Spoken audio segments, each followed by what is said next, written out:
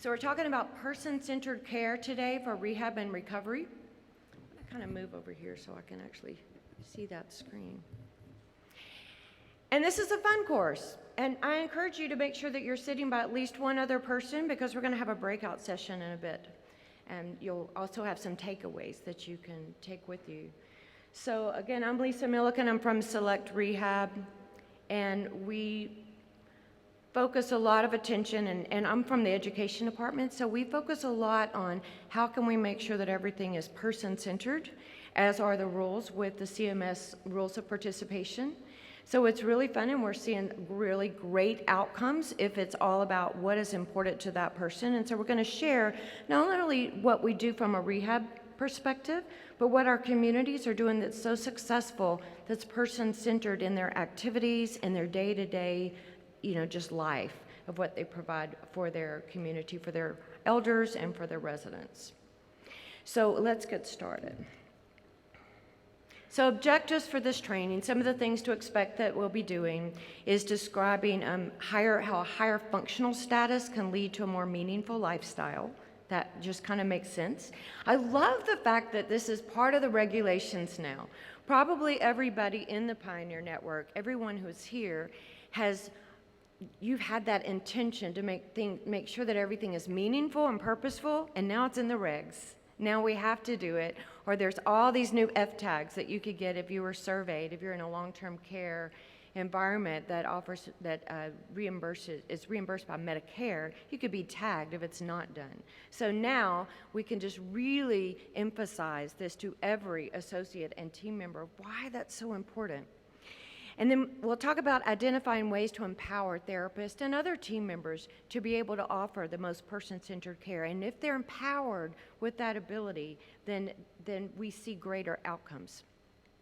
To talk about how therapy might focus on increasing the function in each resident's home and in their world. So it's not all about doing everything in the gym, and then you go to the rest of the world where they live in their community or in their home, and they can't carry over those functions. So that's a critical part of rehab. And then functional-based therapeutic interventions that are not so impairment-based, but they're more functional-based. And then you'll be able to state the results of higher functional outcomes across the different categories of different diagnoses. So that's different whether you have Parkinson's disease or dementia or different stages of dementia, or maybe you're there for short-term rehab. And so how can we get the highest functional approach and functional recovery for different types of categories? So you'll see some outcomes of what we see based on how we catered function to each of those specific diagnostics. Okay, so more meaningful lifestyles.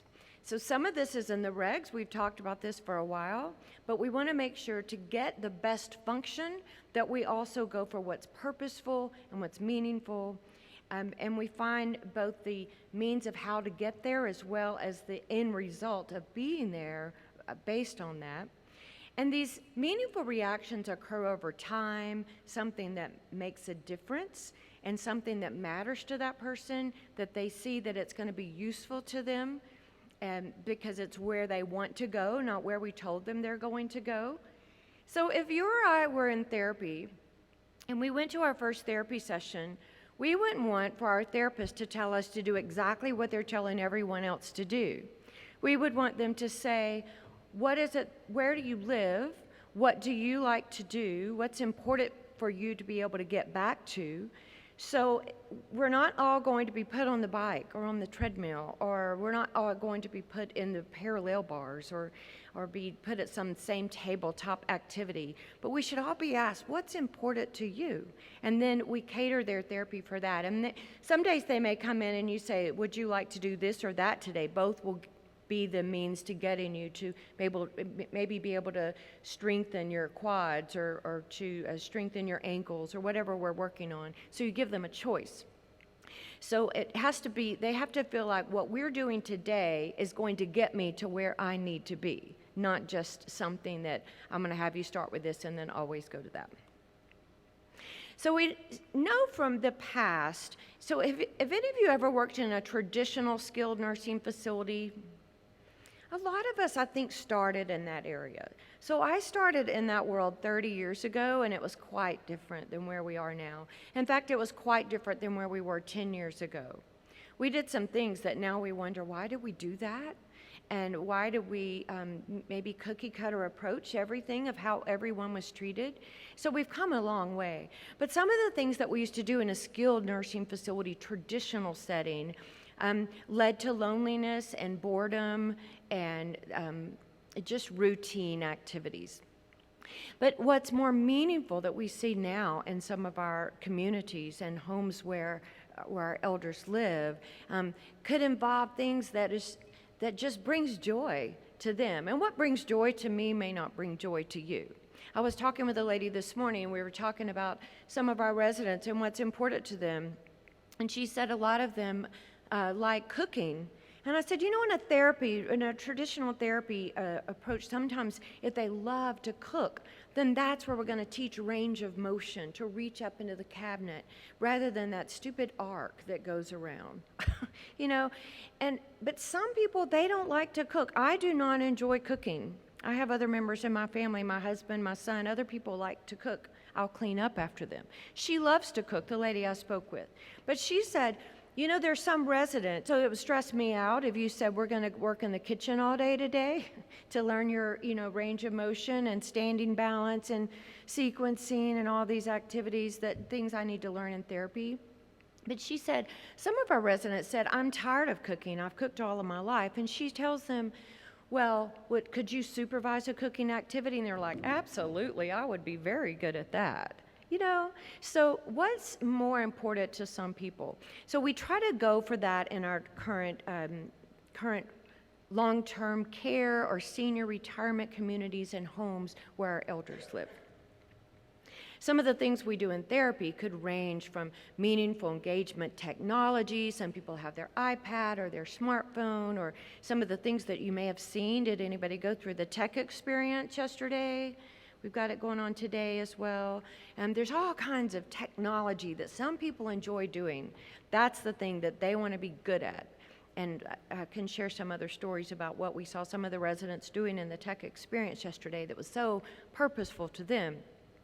Other people, not so much. There's a picture of a lady here who's shelling peas or snapping beans, or that is something that some people, that reminds them of that social activity they used to have on their front porch, and they were very good at it. It just brings back a ton of memories when neighbors got together or sisters got together and said, let's meet and snap the beans around your kitchen table or on your front porch. I've heard so many of those stories, and that just brings joy to them.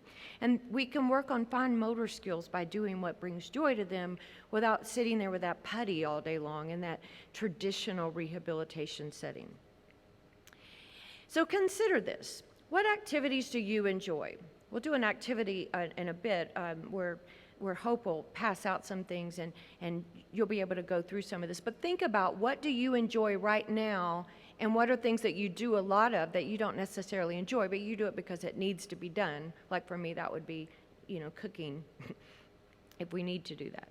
So what are your roles, values, interests, and occupations? And occupations is not just your job, your title. It could be things that, it could be hobbies, it could be anything that occupies your time during the day. It's kind of an occupational therapy term, your occupations. What occupies your time that you enjoy?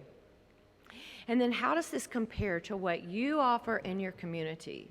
To things that, so if you are, fast forward 40 years from now, if you're in a community, are you going to be able to do something that adds purpose to other people's lives around you, or are you going to sit while everything is done for you? I think we would quickly get bored if we couldn't use all the skills and knowledge that we've developed over the last 60, 70, 80 years, and then we say, you just sit there and enjoy your life, and we'll take care of you and bring your meals and clean your room. And maybe you want to do some of that for yourself, or maybe you want to help someone else or supervise someone activity or teach someone something that you know. So think about these things. And then, are your activities that you offer in your enrichment programs, are they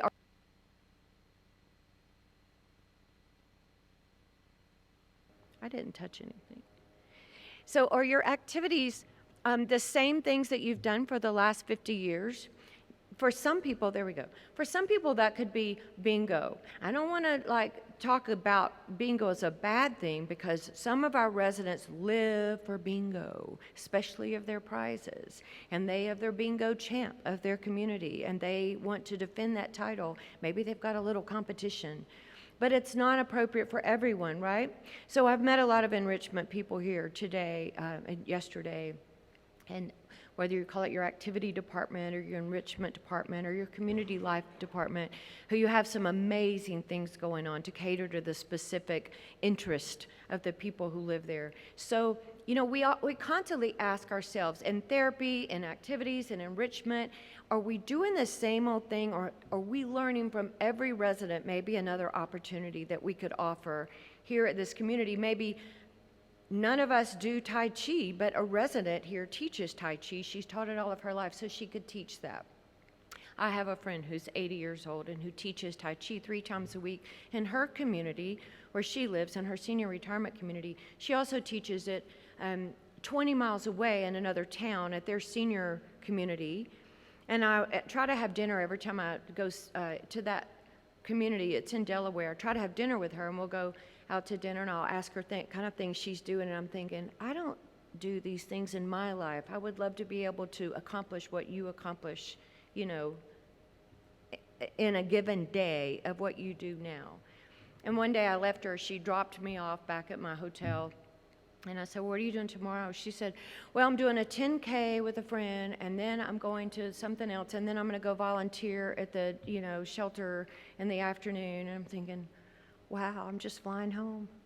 So, what are we doing, and what things do we ask the residents of our communities what their skills are and how they could contribute to teaching others those things? So we ask our therapists these questions, all the things that I've just asked you, and how can you make sure that things are so much more meaningful in your therapy department?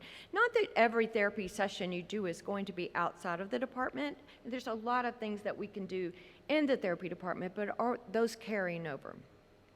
So we foster engagement. I'll go through a few slides kind of quickly, and then I'm going to get to some other things. We want to connect people to their world, to what's important to them. And this really is true also for people who have dementia. And I teach a lot of courses about dementia, finding their life story and what's interesting to them. But this is an example, like playing the piano is a motor skill. It's a motor memory skill. So even if I can't remember my name or your name or my family's names, if I could play the piano at some point and I sat down, I would be able to still do that motor memory. Or if I'd played golf all of my life, which I have not, but maybe some of you have, and I hand you a golf club when you're 80 and you have lost a lot of memories, you may not remember where have I seen one of these or what did I do, but if I put it in your hand, you'll know exactly what to do, and your form could be really good because you've done it so much of your life. So we can kind of key into some of those prior motor memories as we are, to make sure that they're enjoying this. Like, I don't remember doing this, but I love it. It just brings me happiness and purpose. So we want to make sure to have our communities more than just a place to sleep and eat and, just go through the motions of life, but to make it like, I'm so excited today. There's so many things that I love to do. I can't wait to go do the gardening task, or maybe my pet lives with me and I need to take care of my pet, and that's a big part of my day. So we wanted to include our residents and elders in decisions and events that happens and what we offer, of course, and then create a model purpose. I always include research in my courses because we cite evidence-based practice. We don't just do things because we think it'll work. We do things because it's supported by evidence. And so the evidence study from Ting and others in 2013 refers to meaningful activities as based on reality orientation, environmental modification, sensory STEM, reminiscence, cognitive interventions, and then caregiver education to make sure that we're sharing with each other. So if you learn something critical about what worked, what was meaningful, what was purposeful about one of the elders or residents in your community, then you have a role to teach all of the other caregivers that too, to share that so they're not going through the motions, that they're tapping into what you've learned. So we're constantly educating one another. And sometimes the CNAs or the personal care assistants, sometimes those people learn more about the resident than any of us. And so they have a critical piece to share with us. And so we're constantly all sharing with one another. We encourage involvement in the local community. I work a lot with successful aging. Have any of you have ever heard of Masterpiece Living? Has anybody ever heard of that? I do a lot with that. And it's because it's research-based and it's about successful aging. And we really stress being 4 different things: the physical, the spiritual, the social, and the cognitive. But the spiritual part of that includes volunteering and getting out of your own little world where, you know, things may not be great, something hurts, and you haven't talked to your loved ones in a while, and, you know, you don't have your big home where you used to live, but you know, you've got a lot. And when you volunteer to help other people, then it changes your whole mindset. You think, wow, I didn't realize that, you know, when I was helping someone else, I didn't realize that I had more than I thought I had. And it's very spiritually fulfilling to volunteer and to help other people. It could be other residents, it could be people in your community, it could be tutoring children or high school students, it could be helping animals, you know, to foster animals and help at a local shelter, volunteering to do anything, to help cook for someone. I could spend a lot of time talking about volunteering, but that's a key piece of finding that meaningful purpose in our life. Sometimes it's volunteering. So this guy's name is David.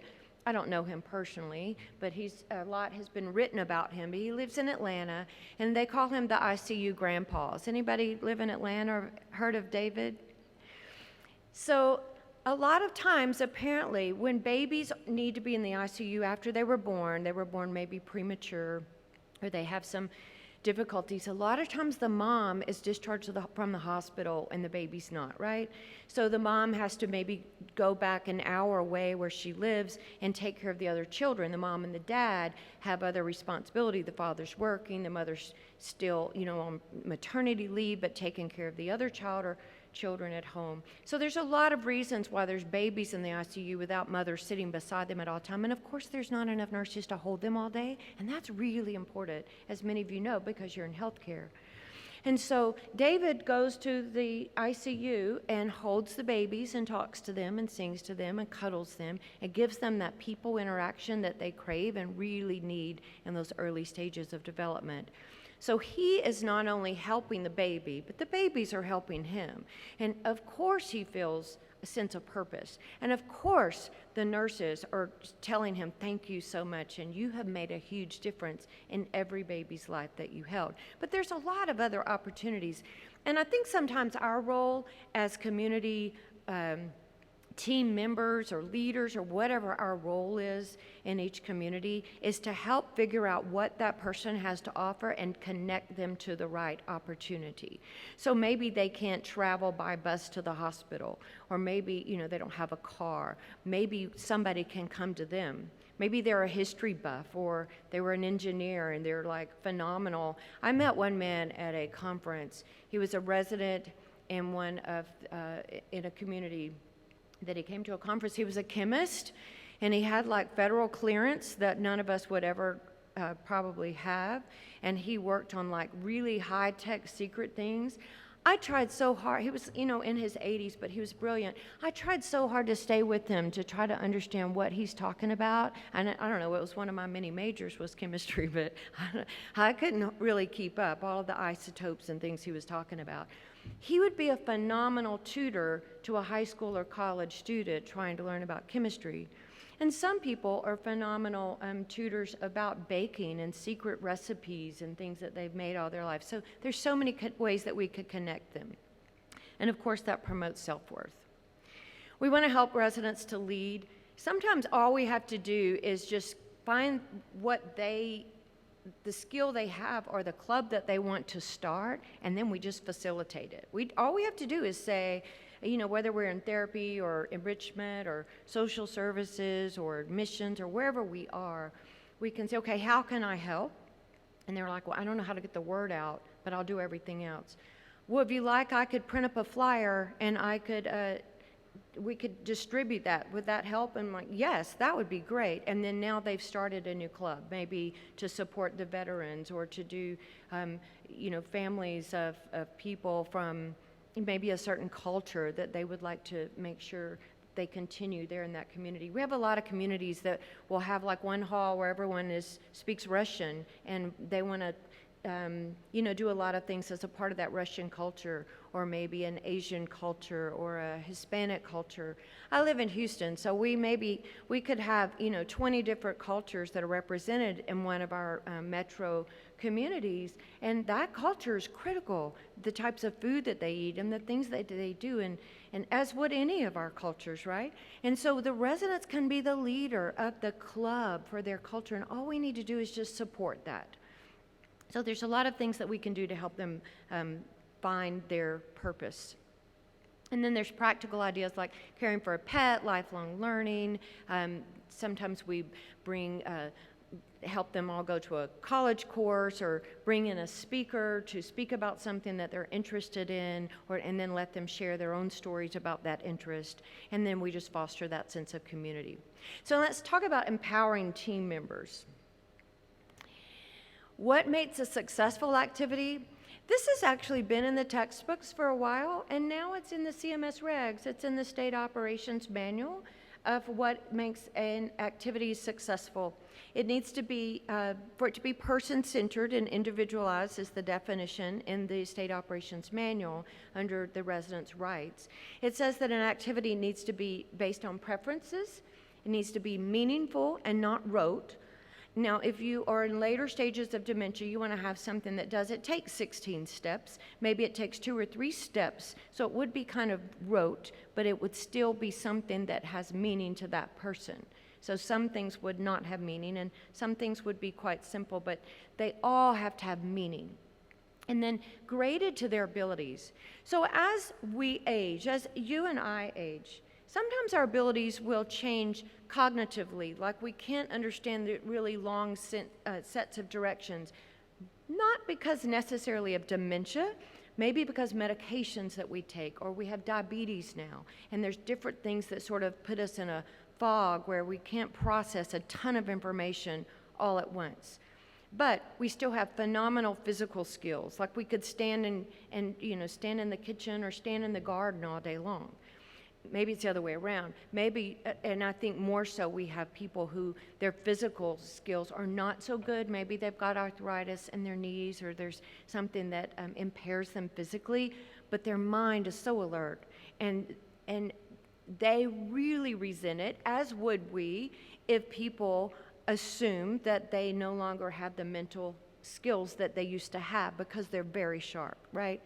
And so we want to grade any activities to the abilities of each person to help them to be able to use those abilities, not to be able to, because, the people around me have decreased cognition, then I'm going to do something that's kind of boring for me, that's not cognitively stimulating. So we want to and that's a tough task for anyone in activities or enrichment, or even for nursing, to help find the right thing that's interesting to each of their residents that they're working with, or personal care assistants, and for therapy.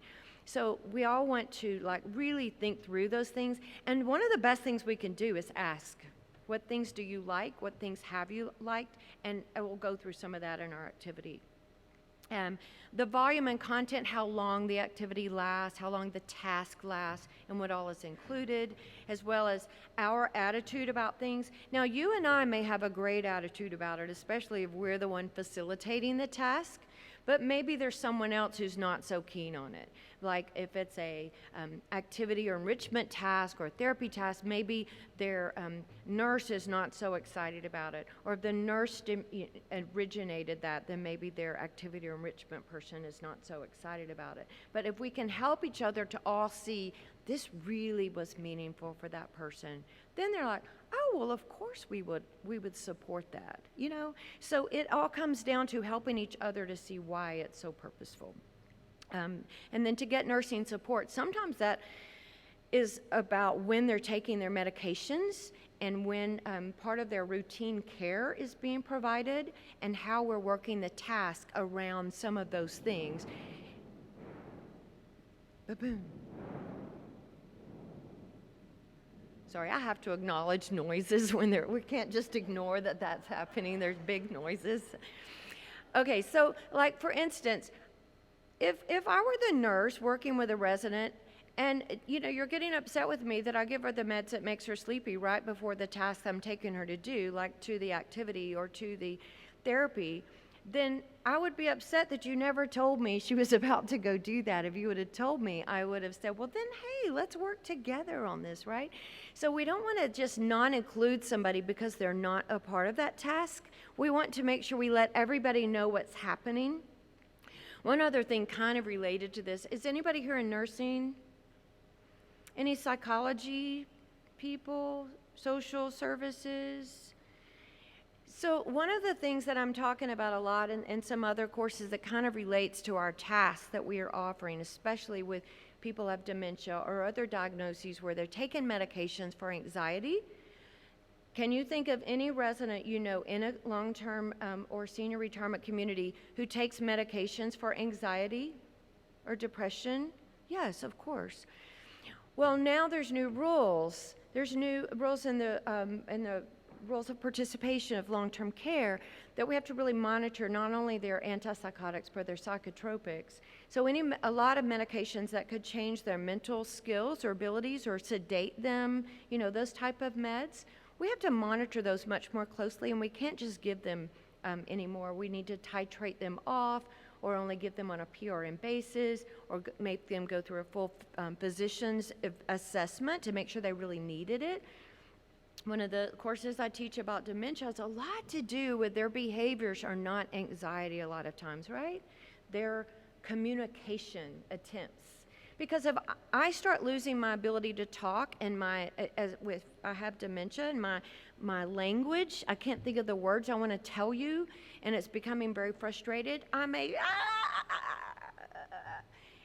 don't want you to give me meds for anxiety because I'm so frustrated I can't tell you something. It's not anxiety.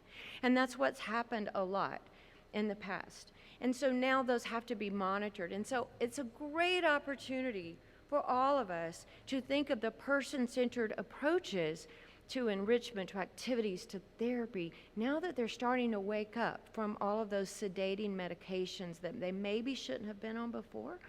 And so we're starting to think about that. But it's such a key role. My point is, now I went to one community, we were doing such a great job all working together to help the residents in the memory care unit, who many of them were on an antipsychotic or a psychotropic, and psychotropics can include things for depression and anxiety and all kinds of things that we didn't think was, you know, a bad drug, but it does limit their mental abilities, and it just kind of puts them in a fog and basically asleep. Anyway, it was going well. And then I said, well, how about the physician, you know, to involve them? And they're like, yes, we've talked to our medical director, and this was a great community. And they said, you know, we've decided we've got to get the psychiatrist out of here because he's the one that the only thing he knows how to do is to prescribe more meds. He just writes more prescriptions. But the psychologist is the key. Because she comes in and she actually looks at the situation and she says, okay, you know, she talks to the person and she figures out what's making them so anxious. And then she talks to the speech pathologist and the occupational therapist, and they give more input on this is what makes them so upset. She talks to the CNA, who's that critical caregiver that said, I can tell you what, you know, just makes her start screaming and makes her upset more than anything. You know, it's like if you try to give her a bath without handing her the washcloth first. It's something so simple, you know, like telling her what you're going to do in short sentences. So all of these things, if we work together, then it's not just the physician or the nurse thinking, oh, Lord, we've got to get them off this med, and then they're going to start screaming all day long. No. It's a team, and we're all working together. So it's critical to make sure we tell every person who has any interaction with the resident things that we've learned about them and about their story to help them to be able to do that meaningful, purposeful thing. Okay, so quickly, more research to support everything that we're saying is we want to continue to support their 5 domains of life, which is recreation, their social day-to-day activities, their community activities, their civic activities, because we don't disengage them from the community where they live. Those civic activities can be still very important. And then their own personal development.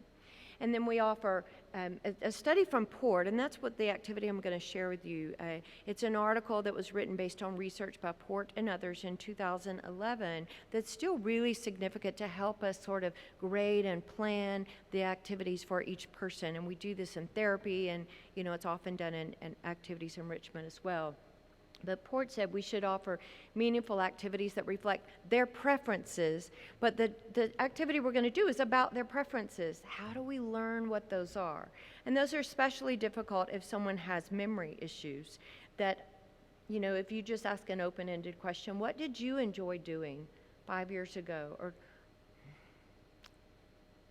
they might be blank. But if you give them, like, let's talk about this and this, a list of things, and sometimes they're, oh, yeah, I did do that, and I enjoyed it. But just an open-ended question, let's say you have low blood sugar or, something else is going on, I can't think of anything right now. And then Port also said we should offer choice and control over what we do, of course. So soliciting preferences, again, from Port, is systematic narrative history of activities that they enjoyed before they came into our community, as well as we directly interview them and ask them questions. And don't just assume that your activity person is going to come up with all of that by themselves. How many of you are in activities or enrichment? Anyone? So that person is not the only person that can ask these questions. Certainly they often lead that process, but we should all, as we have conversations one-on-one and have eye contact with a resident, we learn more things about them, we should share that with each other. And then identify health-related things that affect them, that I enjoyed this before, but I can't do it anymore because of my knee or because of my legs or because whatever, my vision, something. And then develop novel interventions of, okay, you know what? We could help you to do something kind of like that again. Like if your favorite thing was to travel to other countries all over the world, and that is not something you can do now, we can still do, some wonderful travel groups where we see amazing slides, like some of the engagement technology we were looking at yesterday, or pulling up Google Earth and different things about different countries. Maybe they would love to be in a club like that, even though they can't go to the airport every week and fly to a different country. Okay, here's the activity. So Hope is going to help pass this out. Michael, could you help her?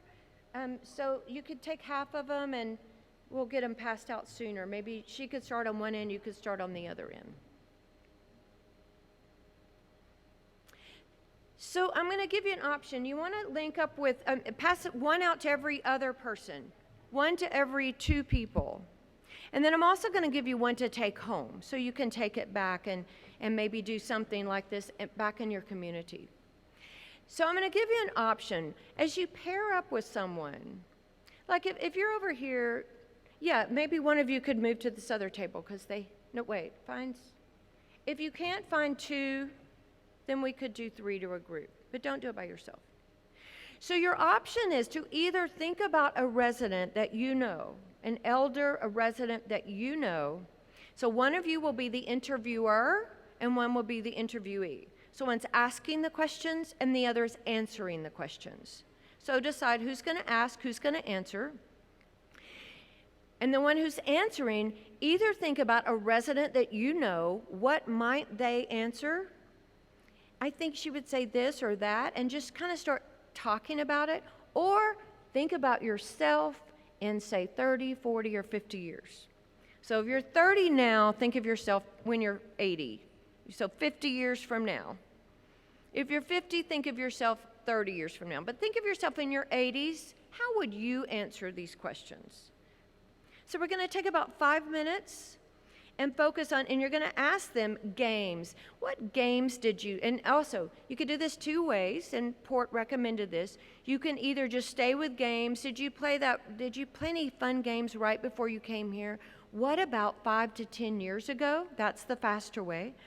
Or you can go through them all right before you moved to this community. Were there any games you enjoyed playing? And they could be like tabletop dominoes, card games, or they could be something outside maybe that you played. So you could go through them all right before you moved and then go back and say, okay, so picture 10 years ago. So if someone has declined cognition, maybe do one time period at a time, then take them back. So 10 years ago, what were you doing? Where did you live? Get them in that mindset, then go through the same questions again. So have fun with this. Go through each of these. One's asking, one's answering. I want to ask a couple of you, what, like this table here, what's one of the things that you thought would, you decided was fun in the past?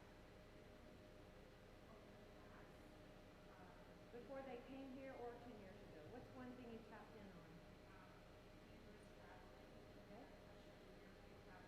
Okay. So there, one of the things that she answered was traveling, and especially European traveling. So if so we already mentioned, if you used to travel, and maybe that's not something you can do a lot anymore, but that's like a huge interest, maybe that's the only thing you would like to talk about. Maybe it's the thing that just lightens up your world while you're in your therapy session or while you're in enrichments. And so we could really tap in on that.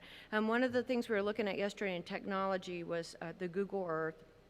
If anybody went through there, did you see the man? He was a resident who was helping to facilitate the whole tech experience. And he loved to just stay on Google Earth and show us all the places he had traveled, to Alaska, Hawaii, different places. And he could talk about that all day. Did anybody see him over there? The thing that was so amazing to me is I learned that his wife had died a few years ago, and they had been married for over 50 years when he moved to this community. We all know a resident who was moved to a community after losing a spouse. And sometimes I think, and even based on research, that that's more difficult for men than it is for women. There's something about the research that says when a man loses a spouse that they've had for 50 or 60 years, sometimes they have a higher possibility of dying themselves, within 6 months to a year, versus women are a little bit more adaptive. It was horrible. I go through the grieving process, and then somehow I make it, and I find new friends, and I adapt a little bit more as a female. That's just what some studies say, and you may know opposite situations, and as I do too. But for this man, things were very, very bad for him, but because he moved to a great community and they've offered him mentoring opportunities for other residents, and so he came here, he was mentoring to help guide us all through that tech experience and to show us how he uses this technology at his community, then he was able to we just saw the joy come out of him of explaining where he had been and telling those stories. But you know what you need to tell your story? A listener. And so that's what a lot of us need. So, okay, what about you? What was one of the things you came up with?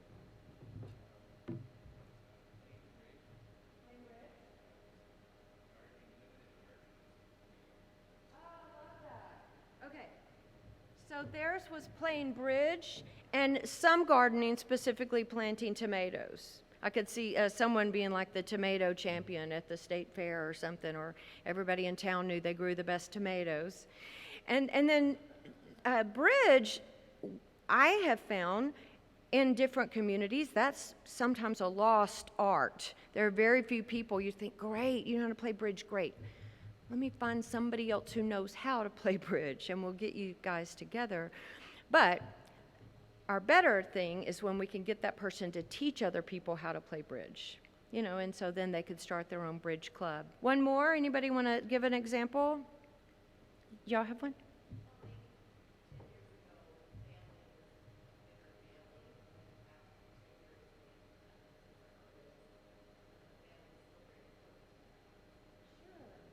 And so are the families still alive, just far away? Okay.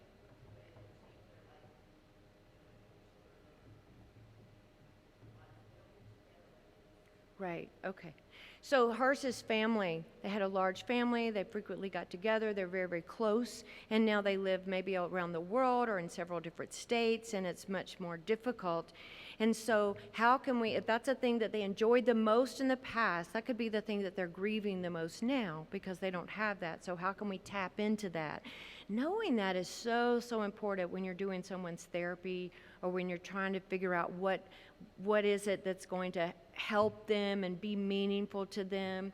So like one of the things that we do sometimes is Skype. We Skype family members, and that just, they go from like this, where they don't even pick up their head, to, oh, that's, and they just start crying like, that's my granddaughter. I haven't seen her in 5 years because she's in California and I'm in Florida.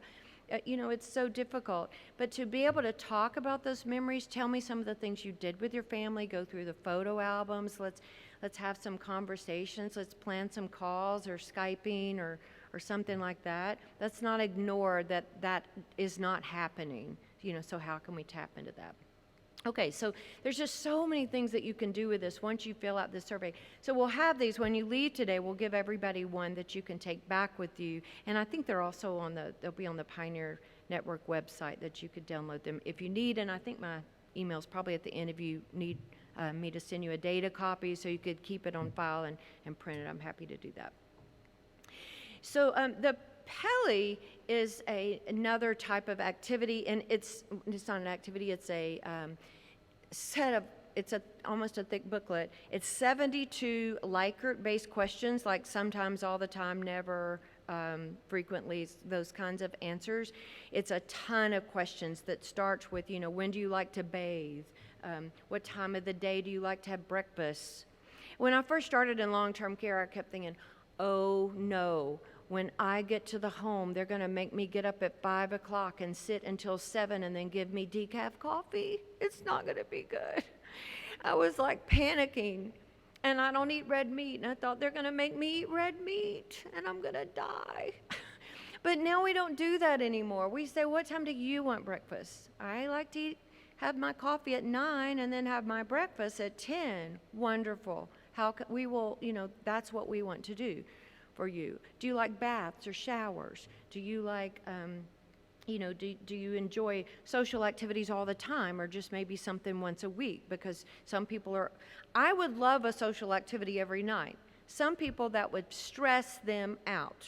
They want more individual time, and that's in the regs. That's in the CMS State Operations Manual. We need to provide individualized as well as group opportunities and things that are, a lot of different things. So the Peli, if you're interested in that, I could send you a link to that. It's just very long. Sometimes it's too long, but some people take parts of those and they use some of those questions to learn about their routines. And then sometimes, I love this picture, as say that therapy team members help the residents and elders do things that they want to do based on their preferences. Sometimes I want to sweep my own room. I see dust, and I don't like dust, and I don't want to wait for the housekeeper, and I don't like a housekeeper coming in. I've never liked a housekeeper cleaning my house, they will say.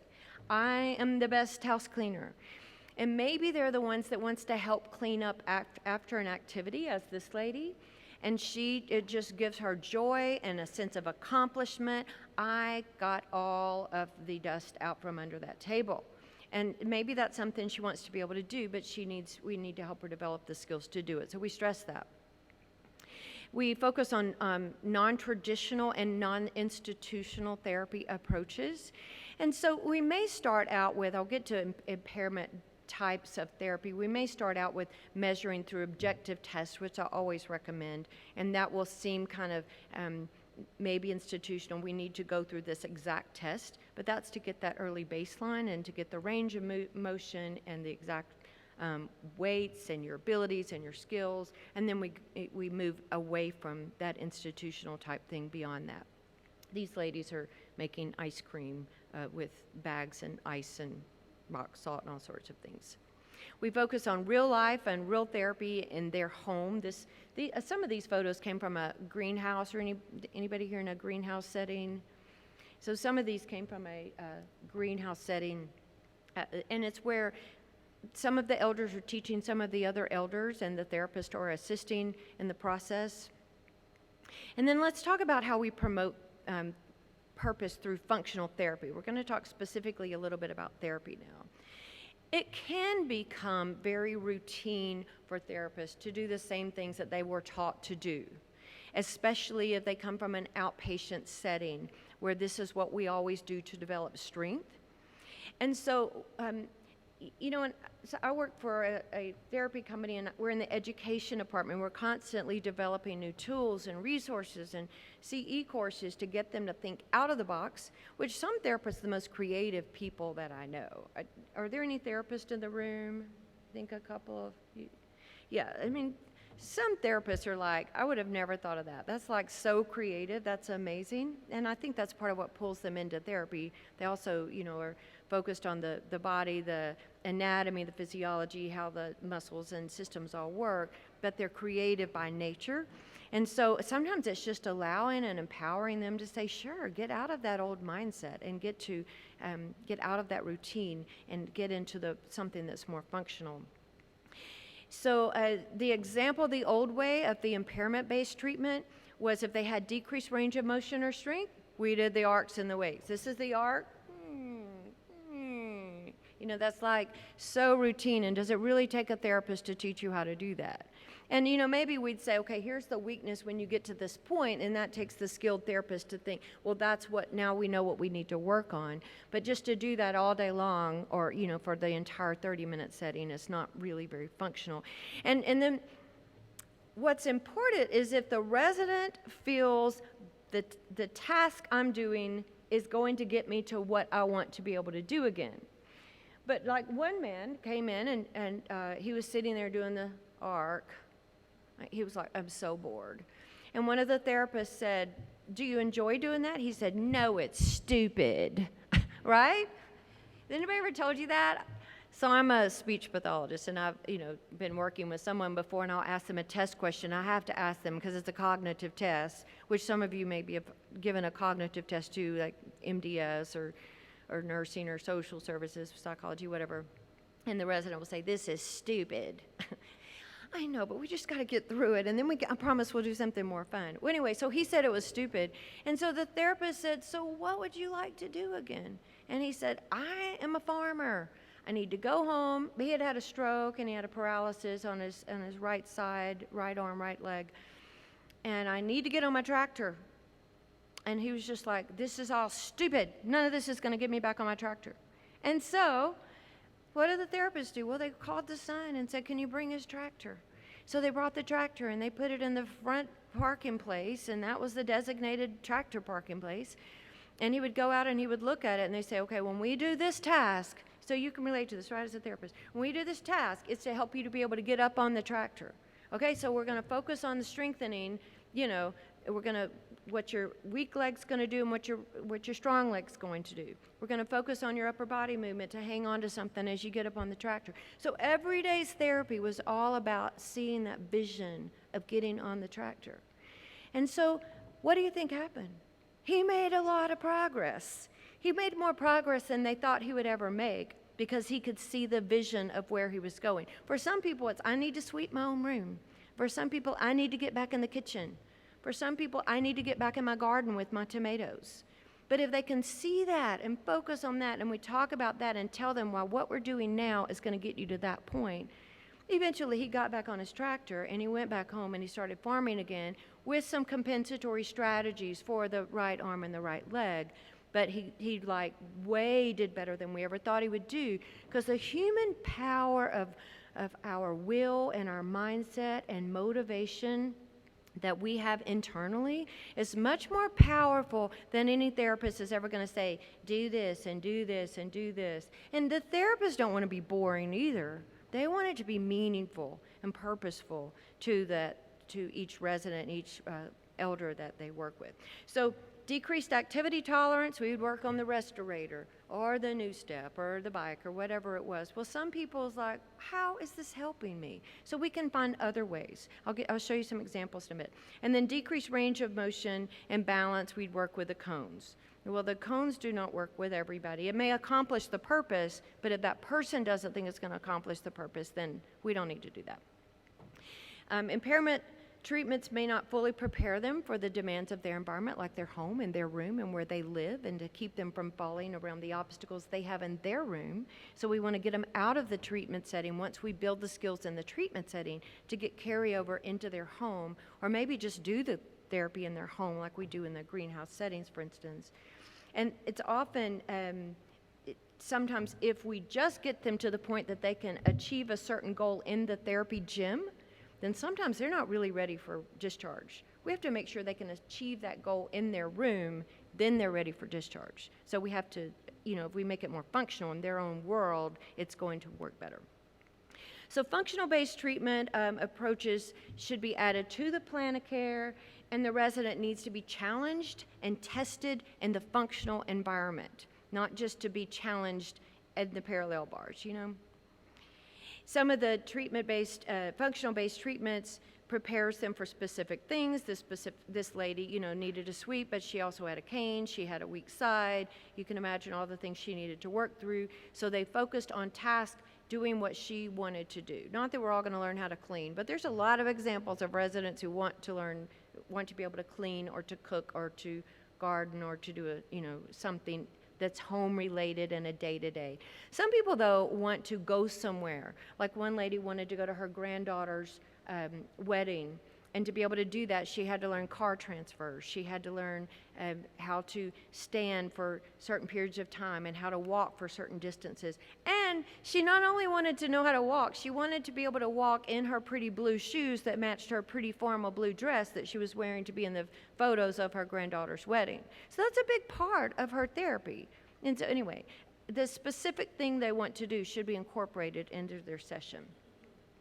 Residents' rights, we know, you've probably seen this many times, but the long-term survey guidelines say that a facility must provide a person-appropriate program of activities that should match the skills, abilities, needs, and preferences, and that's what we're talking about, of each resident with the demands of the activity and the characteristics of the physical, social, and cultural environments. So are we doing all of that? It seems like a pretty big task, and we can be tagged on any of the things that we're not achieving or accomplishing, but we really can. If we go through the methods of asking the questions, learning from each other, from the different caregiver team, then we really can match the personal and cultural and social and physical qualities that they have.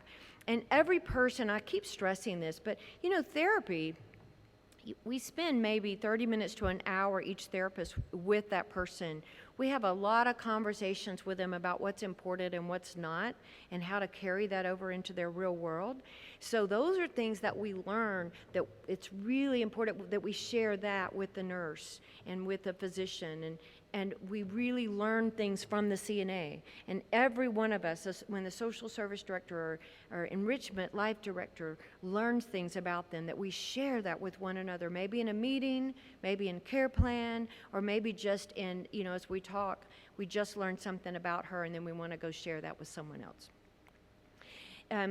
Also, residents' rights is that they need to be able to choose their own activities, schedules, health care consistent with their interest in assessments and plans of care, and interact with members of the community, both inside and outside of the facility or community. I don't like the F word, but the F word, facility, is in the long-term care manual, and so that's when I use it. But otherwise, I really try to stay away from that word. They need to be able to make choices about aspects of their life in the facility that are significant to them. So what does functional-based therapy look like? Well, it uses everyday materials. It's not giving them something foreign like a weight always. And that may be initially, like I need to see how much weight you can hold, and I need to test your grip and your strength and all of that. But then we use functional things to achieve the same goal. For these ladies, they're at a greenhouse setting, and they have a farm connected to their community, and they like to help bring in the fresh vegetables, or the people who work there were bringing the fresh vegetables, and they want to be a part of the process of like shelling the peas or shucking the corn or whatever to then give it to the cook. And so that's a part of their world that's been imported all of their life. I think this was in Virginia, and that's always been a part of their life. So they want it to be a part of their life now. They don't want somebody else to get to work with the corn. It can be used in any area of the home and really for any type of functional activity. And some of the things we teach our therapists, we've got some CE courses that goes through this. We teach them the PELI, learning their preferences, the modified interest checklist, the role checklist, and the Canadian occupational performance measure. I won't go into that, but there's some objective tests that the therapist can use to determine what those skill levels are and interests are. So the skilled nature of functionally based therapy. Rehab goals are addressed during implementation of the functional activity. So we're not just doing this fun task like making ice cream, but we're saying how can we incorporate the goal that we set out for them and wrote on the plan of care into this making ice cream task. So maybe if we're working on dynamic standing balance, then they have to stand while they're doing the task. But because they're enjoying it, they're going to be able to stand for longer before they say, wait, I got to sit down. It turned out I can stand longer than I thought. Individual modification should be implemented to restore, compensate, and adapt for those functional deficits. So sometimes we give them compensatory strategies as we're building up those rehab skills to make them stronger. And then we decrease the compensatory strategies gradually as the skills increase. And then some of the strategies will stay with them if needed. And then caregiver instruction is very important as well. So some of the functional therapy components, we always stress evidence-based practice. Let's do something because we know it's going to work and it's supported by research. So that's important. And thank goodness, research does really support the functional outcomes, as do even our outcome reports that I'll show you at the end. The outcomes are phenomenal when we focus on functional tasks, getting them from where they were at the point onset of therapy to where they are at the point of discharge. And we love showing those to the physicians. You know, they think, well, if you don't have a cardio gym with a treadmill, then you can't do cardiac rehab. Yes, we can. Let's show you what we're able to do with this and how it's so much more effective, especially given a lot of the comorbidities and complexities of residents that we have who are older, maybe on several medications and have a lot of diagnoses. So we look for evidence-based practice strategies. And then we try to involve family participation, staff participation, definitely the residents' participation as we're developing their goals. Some of the things that we've started teaching are resident-based care plans that we call the I-Care plan. Has anybody heard about the I-Care plan? It's where we're writing a care plan and there.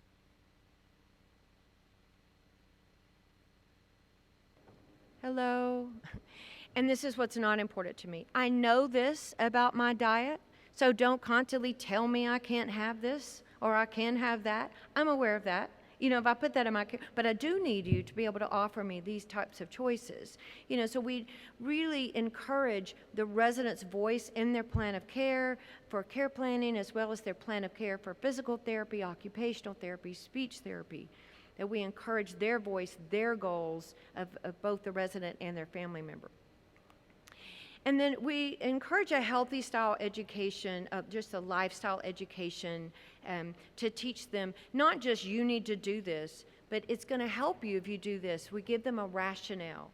Like if somebody told you, you don't ever need to eat sugar again, or you need to always drink so many ounces of water, you would say, I'm going to eat whatever sugar I want. But if I told you, based on your diagnoses of diabetes, and I gave you a lot of education about that, this is what could happen, although you can have small amounts of sugar and these types of things. So if I educate, and if I give you the rationale, then you're going to say, oh, so I can still have a little Milky Way? Sure, you can have that, as long as, you know, you've had some protein first and you don't have a lot of other, you know, specific carbs, and you have a tiny Milky Way and not, you know, we have that conversation. So we do that with a lot of things.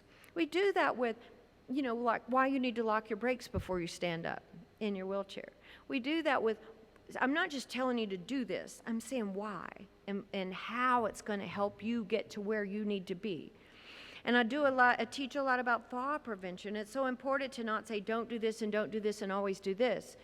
But if I give them a picture of what's going to happen if you fall and you end up back in the hospital and you may never get to the point where you're able to do what you're doing now if you fall, it's amazing how they have this transition of, oh, well, then I'm going to always start doing this. We have those aha moments a lot.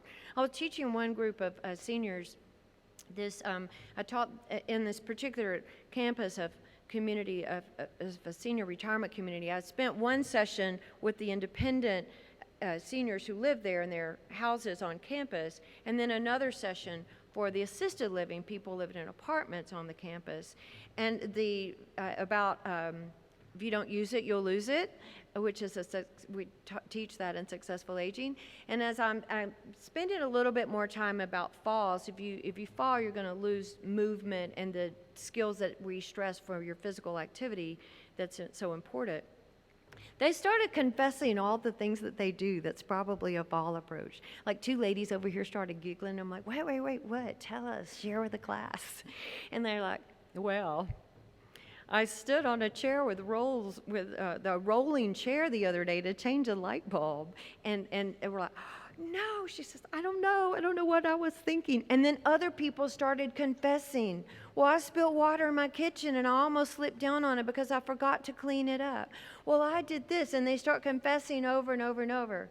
And so we had this really meaningful conversation about what's important and why you don't want to get to a certain outcome, where you fall and you break a hip and you're never really able to get back to where you were. So we really stress education. And then meaningful and personal goals for life choices. We've talked about some of that. What's your personal goal of what you want to do again? And then a flexible therapy schedule. And we were writing just a success story. We have a lot of success stories. And we're writing one about a lady named Dorothy.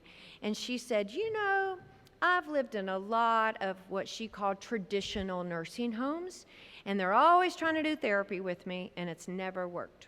And we learned with her that she had been a two-person assist to go 5 to 10 steps, depending on the day. Some days it was stopped at 5. Some days she could go closer to 9 or 10. But she needed 2 people to assist her, preferably 2 therapists or a therapist and a CNA. She said, it never worked. But I came here, and the therapist talked to me about what I wanted and what was important to me, and when did I want therapy. And she said, wait, what? I have a choice? Because they always told me I had to do therapy at 10 in the morning. I don't like mornings. I don't even want to wake up until 10 o'clock in the morning. And then I need to have my coffee, and I'm kind of groggy in the morning. She took some medication at night that kind of really made her sleepy during the day. She was never successful. So she said, well, 4:30, that's when I want to do my therapy. And they're like, okay, we'll have somebody here at 4:30, and we'll do your therapy every day at 4:30, right before dinner. They had dinner at 5:30. She was so successful. So, we wrote it up. She wanted to share her story, so she wrote her own story, and then we shared that. And her story was that once I started doing therapy in the afternoons, I found that I could do things I could never do before, and I didn't think I could do them, but I was like so much more alert, and I was able to do. So anyway, fast forward to where she is now. The therapist taught her how to do things in her own bathroom. She had a bathroom connected to her room, and how to modify a little bit. So now she can do all of her own dressing, all of her own everything. She can walk distances of, say, 100 feet. She has a scooter for when she goes across the campus to like another building that's like half a mile away. And she said, I want to encourage everyone to try again and let them know what's important to you. And they said, well, what's your final phrase you would suggest to other people? And she said, just do it. And she was not quoting Nike, which we think of. But she told them, don't give up and just do it. And talk to them about what's important and what's not. Okay, so I'm going to tell you about one of our therapists. We all work with dementia. We all feel that we're our therapy teams. We have a lot of specialists with dementia because that's what they've done most of their life. Like I've worked with people who have dementia for the last 30 years, and everybody I work with teaches me another thing. Every resident with dementia, right? They teach us new things of what's going to work for them that didn't work for somebody else. So one of our PTs on our education team, who's worked quite a bit with people with dementia, said, we don't put ankle weights on somebody with dementia and say, okay, do 25 of these. No. That does not work. It doesn't work with probably a lot of us either. But a lot of things that may work in a gym is not going to work. So she thought, okay, what do I need for her to be able to do? I need for her to be able to, to build some, her quads, her hamstrings. I need for her to be able to reach out away from her center of balance to pick something up and to pull it back. I need for her to be able to do it. So she kind of planned it all out in her head, and she said, I've got it.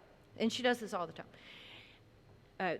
Thinking of what's going to work for this person based on what I know about this person who likes to roam, but when she gets past about 5 or 10 feet, she becomes weak, and then she's subject to falls. And so we're going to build their strength. Like a good therapist is not going to say, oh, no, I can't help them. They have dementia. No. They're the person who can help them. And we're not going to expect them to remember what to do or how to do it, but we're going to strengthen their center, where they are with their center of balance, right? That's for the therapist. Feel free to jump in. So anyway, she went into a room. She knocked some books off of a shelf. This is not the actual one. It's a picture I found on Pinterest, I think. And then she goes to get the resident, and she takes them in. Normally I'm walking all over the room to tell this story, but they told me I have to stand here, so it's really a struggle for me to stand in one place. So she brings the resident to the room and says, oh no, somebody's knocked all the books off. Can you help me pick them up? Knowing that this lady is a helper. She wants to help do things, and she can't stand a mess. She's like, of course. So she bends over, she picks the books up, she puts them back. The therapist is there for assistance, right, for contact guard. It's what she needs. They pick up so many books. This goes on for like 20 minutes, picking up the books, putting them back on the shelf. Think of all the things she just exercised in that process. So it all started with, oh no, can you help me pick up the books? So the PT planned out all of the tasks that they needed to do, what they needed to strengthen, the muscles they needed to target, and it was much more effective than ankle weights. This resident, they said, what is important to you? And she said, to clean out my closet. I can't stand that the reds are next to the greens. The reds need to be next to the reds, and the blacks need to be by the blacks, and the oranges need to be by the oranges, and all the colors are mixed up. Like my whole closet would be like black, probably. A lot of black clothes. I brought 4 pair of black pants just to this conference, but they all need to go together, right? My husband's like a stickler for the closet needs to be color coordinated. Well, that was important for her. So she said, I need to organize my closet. I don't like how somebody else put my stuff in my closet. Right? How many of our residents, we try to do things for them, they don't like how somebody else did it. They need to do it themselves. So the OT said, okay, we can do a lot with this. We can work on fine and gross motor skills, sequencing, dynamic standing balance. Maybe the PT and speech got a little bit involved here too. Strengthening. And then the speech got involved because they were working on following 1- and 2-step directions. So don't say, well, first we're going to, take all this stuff out and then put some bins up here, and then we're going to fill it up, and then we're going to do this and this and this and this. Just 1 or 2 steps at a time. And then we can start with standing, and when they get weak, we'll pull the chair up and let them sort out things, the colors, and then give us directions on what to do. So they get a lot of therapy functional stuff out of that. The resident was so happy. They accomplished something, and they're building strength and skills in the process. Some other functional things that we work on is bathroom safety for their own bathroom, or the one that they use all the time. Table setting and clearing. Some people don't want to just sit there while they're served. We might want to, clear the table. I just want to sit and visit. But other people want to be a part of that process. Ambulating on outside surfaces, uneven surfaces, even going outside in nature is really, they enjoy that. I had one PT who said he would take people with dementia who drug their feet like this, like you can relate to that. I need them to pick up their feet and to march. And so he took them outside and he took the man's shoes off, and it's very tactile, a whole sensory activity was developed. And he took him to the grass. You know what the man did? He picked up his feet because of the grass would be kind of startling at the second that he put it down, and then he'd pick up the other one. And then he gradually worked him back in, and he put his shoes back on, and he was still picking up his feet because he had developed that skill because of the sensation of the grass. Negotiating through screen doorways. Sometimes that's where they're going back home. Example, I talked to one of our PTs in Pennsylvania, and he said, you know, we had a resident who fell all the time. She had fallen 10 times in a week, and their goal was to put her in a chair with a chair alarm. Well, chair alarms can now be a citation. You can now get a tag for those if you haven't tried some other things first. It's under resident rights. Did you know that? It's a new tag, a new F tag under residents' rights. Because if I give you a chair alarm and every time you stand up, ding, ding, ding, ding, ding, how embarrassing. And so it's considered to be demeaning, degrading, if I have an alarm go off every time you're trying to shift your weight. So we should be trying other things. So anyway, this PT, and if you try everything else and you say, okay, nothing else is working, then you care plan that and document it all. That's, I guess, a different story, but they're really looking at that. So for this particular person, he found out, you know, she can do really well if she can walk long distances, if she can just hang on to the railing. So we helped her be able to walk short distances to the railing. She needed to walk.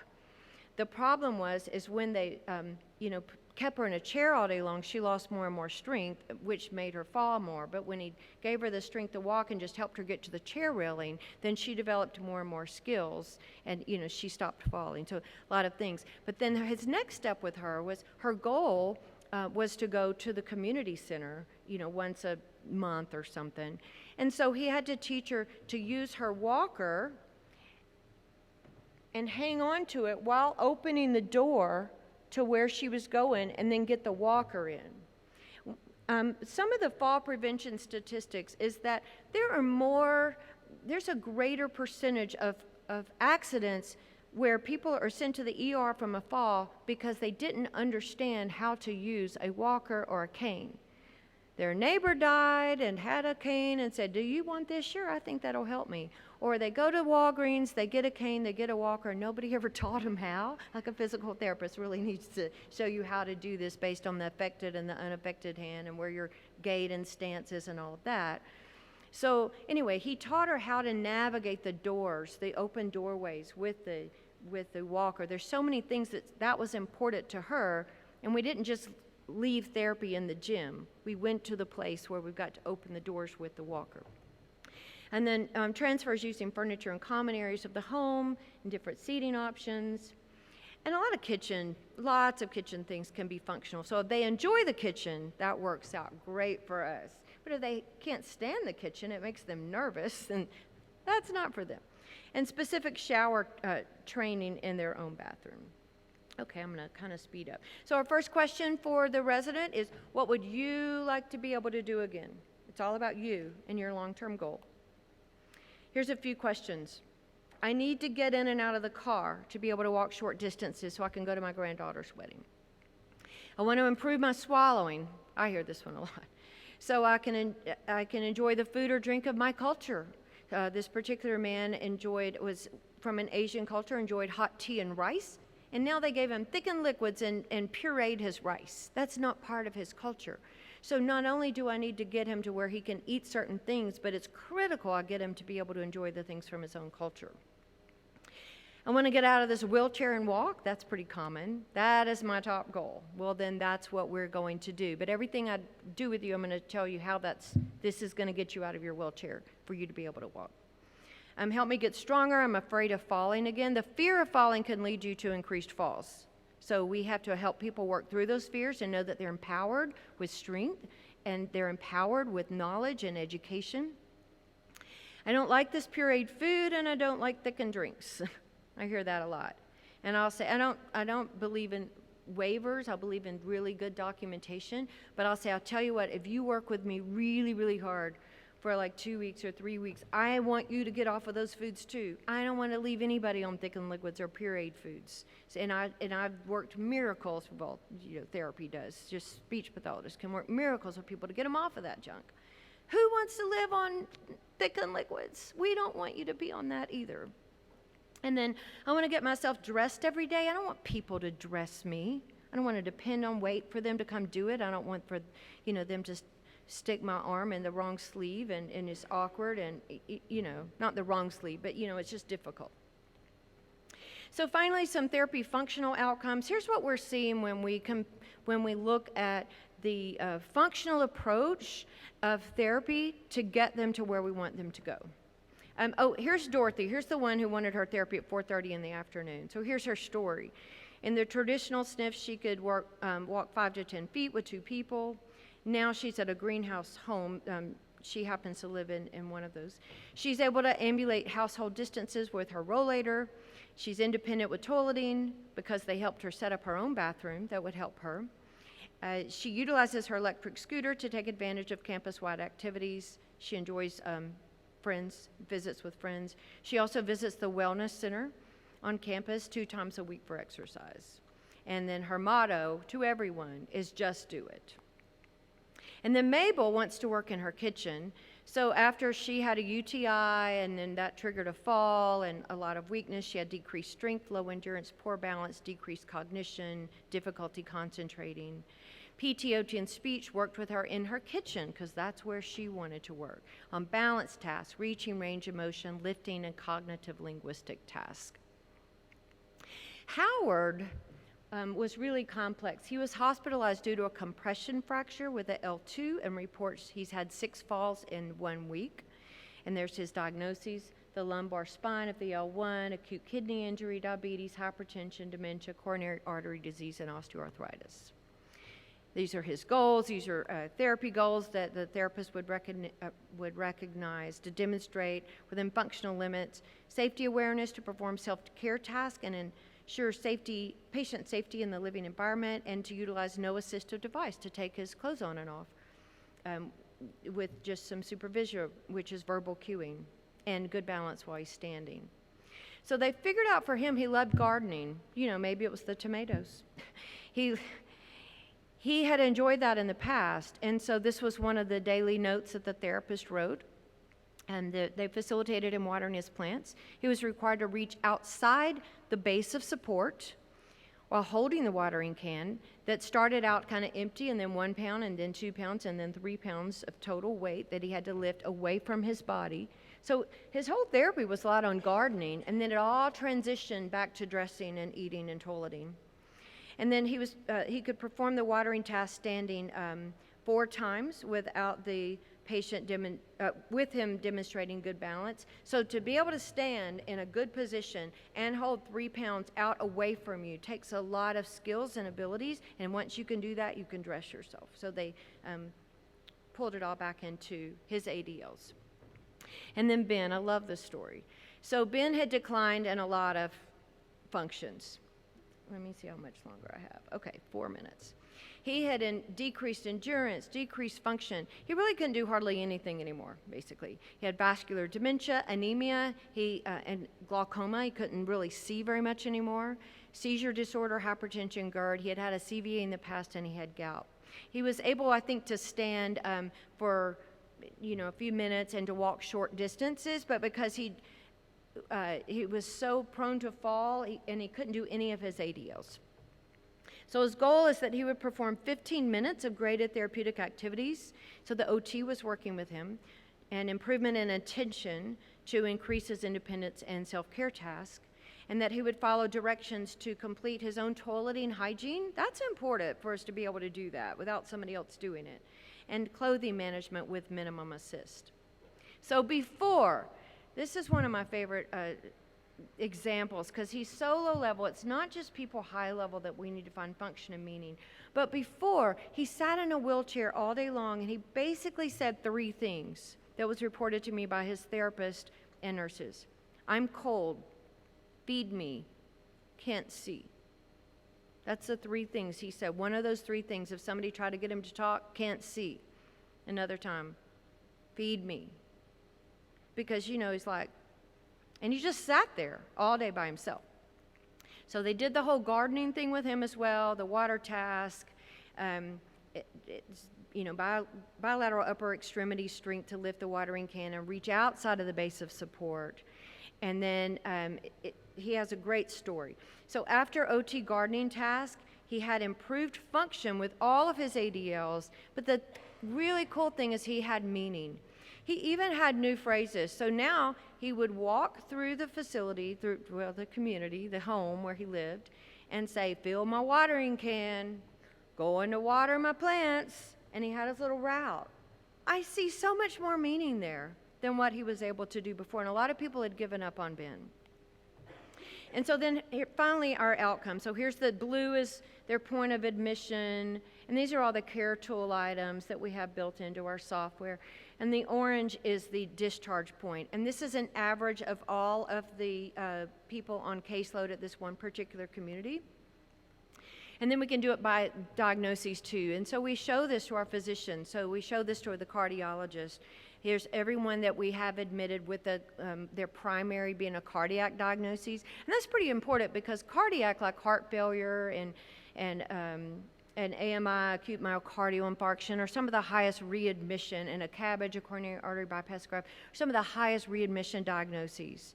So to let them know how well someone did without going back to the hospital with charts like this are very important, and it proves that functional therapy works. Here's orthopedics. So some of the orthopedic physicians think, I want them to go to a huge, well-equipped gym, but we say, that's fine, we start with that, but we really focus on functional things because we're seeing better outcomes. And then we can pull up any other diagnoses too. So this one is an example with anemia. Okay, so that is it. That's my email address, lmilliken@selectrehab.com. And then here is your code for the day. It's CAT. Easy to remember. I love that. And then also Hope is going to be in the back, and she's going to be handing you a takeaway of what we talked about today in case you want to share it with people back at your community, as well as a copy of the form that you completed. So thank you so much for all of your time and for being here.